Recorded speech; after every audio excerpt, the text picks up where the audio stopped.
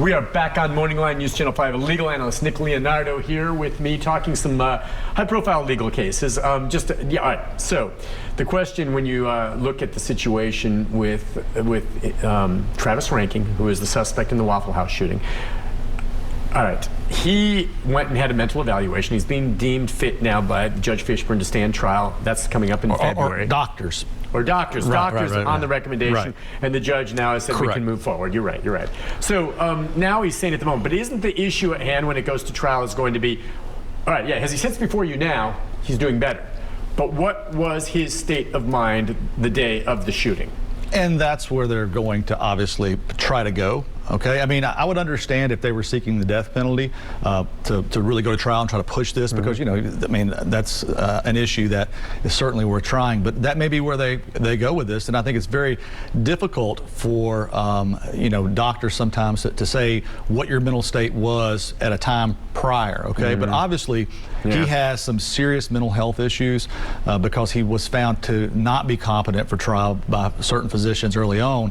And that's a really high bar. And we've said it many times, is that we learn more and more about mental health as we go. And we're still using this same old test from the 60s or 70s to determine whether someone, you know, doesn't have the required mental intent, okay, whether they're legally insane, okay. And I think we need to reevaluate that because we've learned so much more about mental health, and yet the law is a little behind on catching up with that. But even if he was found guilty by reason of insanity, all right, you know, or not guilty rather, then he would be placed in an institution. He just doesn't walk out of jail, okay?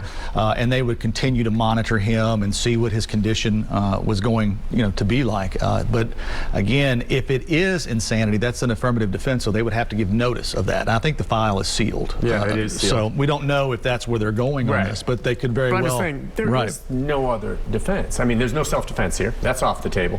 There's no self-defense. I mean, you could try it, but there's no self-defense. He wasn't in danger of anything. He was going in, he could have ordered waffles. I just can't think of any other defense for him besides that. Well, I mean, that would be either that or they would argue this whole diminished capacity issue, and then maybe that would be responsible for a lesser included offense. But I don't see how in the world he's going to be found guilty. Oh, yeah. Okay, he's not going anywhere. But again, he has good lawyers, and they cannot, you know, pressure him to take a deal. I mean, if he wants to go to trial, then his lawyers have to do that. I mean, and I'm sure there are no offers in this case. It's not like they've offered him manslaughter and he's facing first-degree murder. Right. You know, so if he wants to go to trial, then that's what the lawyers have to do. They just have to. It's kind of the same thing with Emmanuel Sampson. We all knew he was guilty. Okay, he's gonna. But he wanted to go to trial. Same thing in this case. They have to go forward and do this if that's what he chooses to. And the one that gets me is, in terms of insanity, or whether you're one thing that is a juror, and I'm sure it would be explained to you by a judge, is I want to know whether or not you had an understanding that what you were doing was right or wrong. Or wrong in this case. And we know for a fact that after the shooting occurred, it's not like he sat down and started playing patty cake there in the parking lot. This dude took off, ran, and hid, and there was a manhunt for over a day before they finally caught him. He knew he did something wrong. That's enough for me. He knew what he did was wrong. Well, that's what the state's going to argue. Well, he took off running. He took off running. And he didn't just sit down and eat. Right. For more than a day, that tells me he knew what he did was wrong. That's period. Right. End of story. That's exactly right.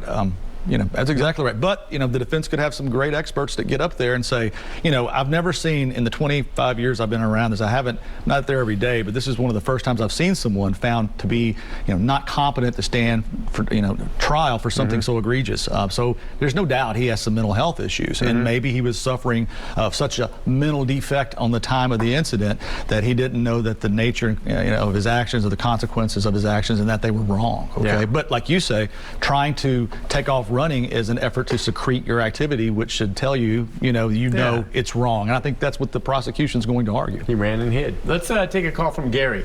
Gary, good morning. Hi, Gary. Hey, Nick. Morning. What's on your mind?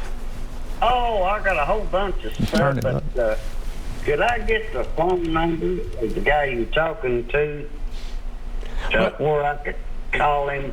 Oh, we can reach you. You can, when we're done here, I'll put you on hold, and you can leave your number with our producer, and we'll pass it on to Nick. All right, do that then. I'll give him my phone number. Okay. Okay, that's fine. Is that it? Did you have any other questions? You just want to talk to Nick? I need somebody that'll listen, because I've got a pile of documents needs to be going through. It's on account of a murder trial.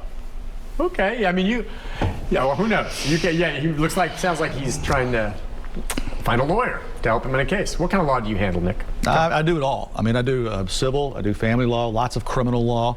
It's a whole lot easier to tell you what I don't do than what I do. But again, it's anything to do with going to court. So whether it's even small claims court, you're suing someone over contract, or an eviction, or first degree murder cases. I have those, as well as personal injury cases. So it's kind of a dying breed of lawyer out there that's kind of a jack of all trades, and it's a dying breed because we have all this alternative dispute resolution going on, where we have mediation and the like, and so you're not really breeding trial lawyers anymore. You're breeding folks that get cases to a level to settle, which we need to do too, because our system is clogged. So I handle anything to do with going to court. Do you do mediations? Yeah, I am a Rule 31 mediator, both family and civil mediator. That's a separate certificate that lawyers can get if they put the time in. That's where you'll sit down between two disputing parties and listen, and then they've signed an agreement that they will go with what decision you make on whatever the dispute is? So there is no agreement. They just agree they're going to come and in good faith participate in mediation. And so what that means is you and your lawyer are in a room, and the other party and their lawyer is in a room, and I would go back and forth and see, is there any middle ground here?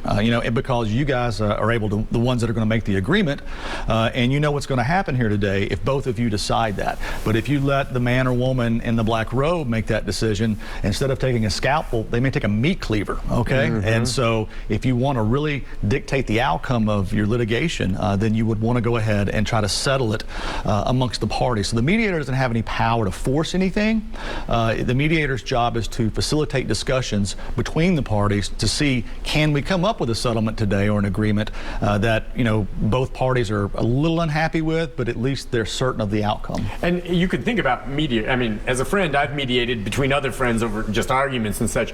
But what you're talking about is you come at it with a legal background as well. So as you sit there hearing them talk, you help mediate by setting parameters or saying, well, yeah, that can legally be done or can't be legally done. Is that? I'm just curious. I mean, how's it? Well, so you don't have to be about what you do. So you don't have to be a lawyer to be a mediator. Okay. I mean, you could be a Rule 31. I think you have to have a master's level degree, but you could still do that. But so let's say you're mediating a family law thing, a divorce that includes children. So that means there's going to be a marital dissolution agreement and a parenting plan. Okay. Well, those are really technical documents and the child support worksheet. And so if you're not a lawyer, you don't really know how to work through those documents. Okay.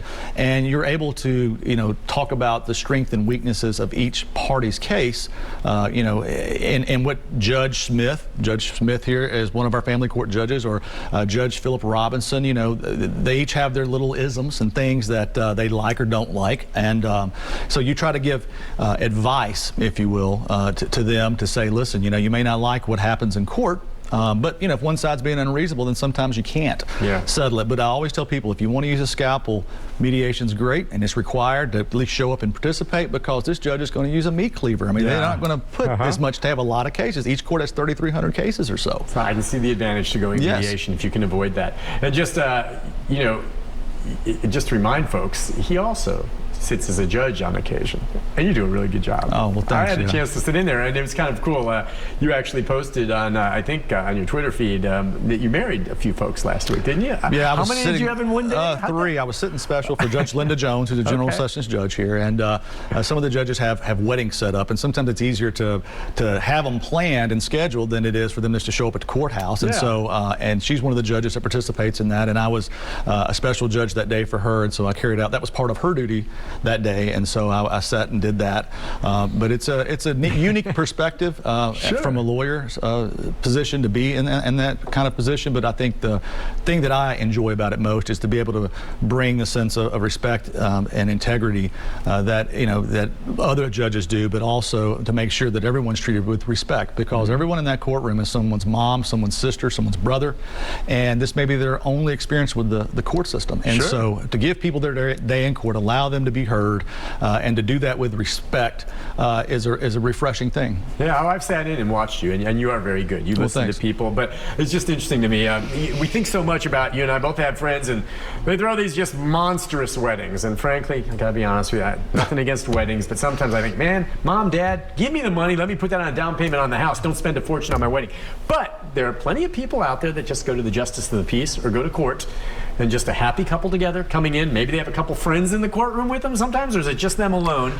And that's their wedding. Well, and interestingly enough, some of them want to have a ceremony where they do vows, do you take, I take, okay. And then others just want you to sign the documents. Yeah, you don't even simple. have to do the vows, there's not even really a ceremony. So it's interesting, and you leave it up to those people. Sure, but I mean, you've seen it all, but it's kind of neat. I would think that would be a neat, well, it's a happy thing in the Birch building. Right. Okay. Right. I mean, I'm saying that's a place where a lot of sad stuff happens. I mean, you can get married in 10 minutes, okay, but it's going to take you 10 months to get a divorce, and so it's that's something to remember. So that's interesting. You have married folks, and you have handled divorces, have you not? Sure. I mean, and do quite a few. It's probably about 30% of what I do is the family law stuff, because it just touches and concerns so many people. Yeah. Nick, hey, listen, thanks for coming on today. Really appreciate it. You're going to be available for us for Gavel to Gavel in February? I should be. I think it's the first part of February, isn't it? I believe that's it. We'll see how it plays out. We talked about it.